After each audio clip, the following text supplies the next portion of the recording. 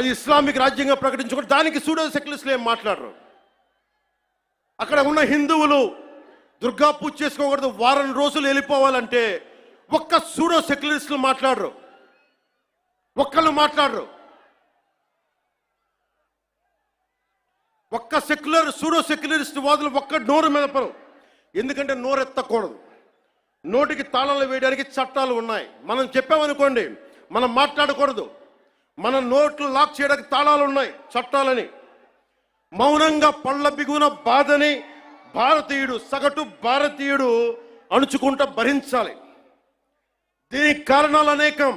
మొదటిది, మన సమాజంలో ఐక్యత లేకపోవటం, కులాలు, సాంస్కృతిక ప్రాంతీయ విభేదాలు ఉండటం, పిరికితనాన్ని మంచితనం అనుకోవటం, చేతగానితనానికి సహనం అని పెట్టుకోవటం భారతదేశ సంస్కృతిలో మూల లక్షణాలు అయిపోయినాయి. When anyone says from Kashmir to Kanyakumari, whoever abusing Sanatana, they're getting away with it. Only and because of the reason is in Bharatiya society, in Bharatiya landscape, we don't have the unity, we don't have the integrity. As we are divided by caste, we are divided by region, we are divided by linguistic abilities. And that's what the reason is. Now the time has come. Let us all come together. దేశం మొత్తం శ్రీరాముడిని పూజిస్తుంది. కానీ శ్రీరాముడిని పాదరక్షలతో కొట్టి ఊరేగింప తీసుకెళ్తే చూస్తూ ఊరుకుంటాం, గదుల్లో కూర్చొని ఏడుస్తాం. రాముడి విగ్రహం తల నరికేస్తే రామతీర్థంలో లోపల తిట్టుకుంటాం. ఎందుకంటే ఎవరైనా వింటే కూడా మన మతాన్మోదులు అనుకుంటారనే భయం. రాముడు ఉత్తరాది దేవుడు, ఆర్యుడు అనే తప్పుడు సిద్ధాంతాన్ని మనకి ముందు తీసుకెళ్తా ఉంటారు. మనం భయంతో మాట్లాడం. చెప్పాలా, ఈ దేశం మూల సంస్కృతికి వెన్నెముక శ్రీరాముడు. రాముడు ఉత్తరాది దేవుడా? మనందరి దేవుడు కాదా? రాముడు ఏ ఛాయలో ఉంటాడు? నల్లని మేఘ ఛాయలో ఉంటాడు. కృష్ణుడు నల్లని మేఘ ఛాయలో ఉంటాడు. కాళికాదేవి నల్లని ఛాయలో ఉంటుంది. సనాతన ధర్మానికి రంగు వివక్ష లేదు. ఇది కొత్తగా తీసుకొచ్చిన మెకాలే రంగులు ఇవన్నీ. మీకు సూడో సెక్యులర్ వాదులకు చెప్తున్నాం, don't rub your ideology on to us. We are beyond race and creed, we are beyond.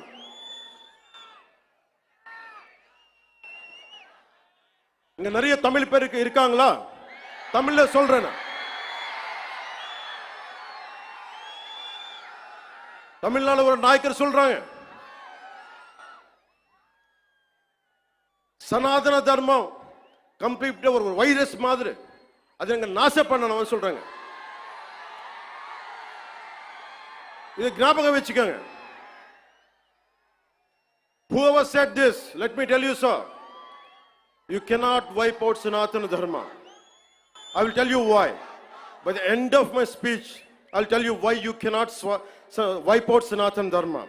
If anyone tries to wipe out Sanatana Dharma, let me tell you, from the feet of Lord Balaji, you will be wiped out.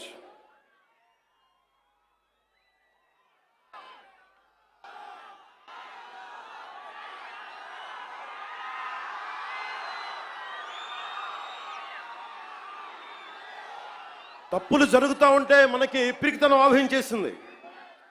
నేను ఎప్పుడు అభివృద్ధి, యువతకు ఉద్యోగాలు కావాలి, అభివృద్ధి జరగాలి. నేను ఇన్నిసార్లు చూశాను, ఇన్ని దశాబ్దంలో నేను అందరినీ కౌలు రైతులకు సహాయం చేశాను, మతం చూడలా. ఎంతమంది ముస్లిం రైతులకు నేను సహాయం చేశాను, ఎంతమంది యేసుక్రీస్తు మతం పుచ్చుకున్న రైతాంగాన్ని నేను సహాయం చేశాను. సనాతనం పాటించేవాడు ఎప్పుడు మత వివక్ష పాటించడు. నేను కోరుకుంటున్నది ఒకటే, నేను అన్ని మతాల్ని గౌరవిస్తా, నేను ఆరాధించే సనాతన మతాన్ని దూషించకండి, అదొకటి నేను కోరుకున్నాను. ఎందుకు మనం మాట్లాడలేం? మనలో వీరత్వం చచ్చిపోయింది. మనం ఎట్లా తయారయ్యామంటే జీవం కోల్పోయాం మనం. అందుకే నేను ధైర్యంగా ఎందుకు నిలబడ్డాను?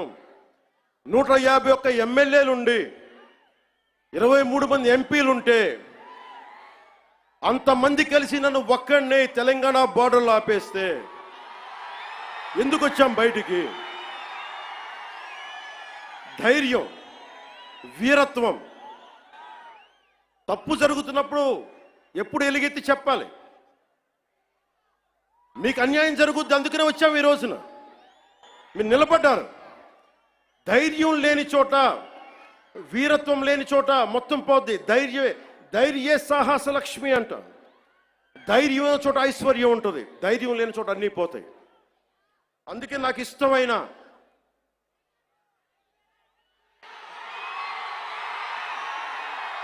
వాళ్ళకి 11 సరిపోలా, ఒకటికి పరిమితం చేద్దాం వాళ్ళని. ఈసారి ఎన్నికలు పెట్టమని చెప్పండి, ఒకటికి పరిమితం చేద్దాం.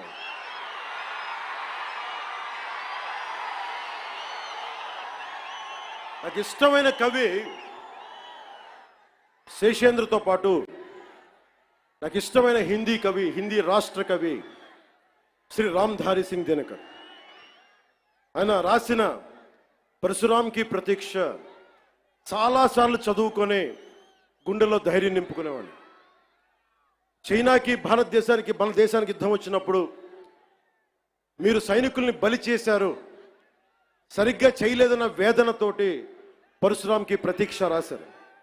దాంట్లో కొన్ని పంక్తులు మీకు చదివి వినిపిస్తాను.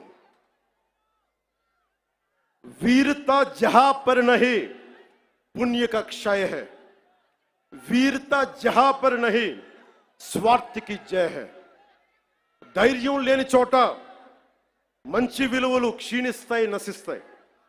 ధైర్యం లేని చోట వైసీపీ లాంటి స్వార్థపూరిత శక్తులు సనాతన ధర్మాన్ని మట్టిలో కనిపిస్తామని చెప్పే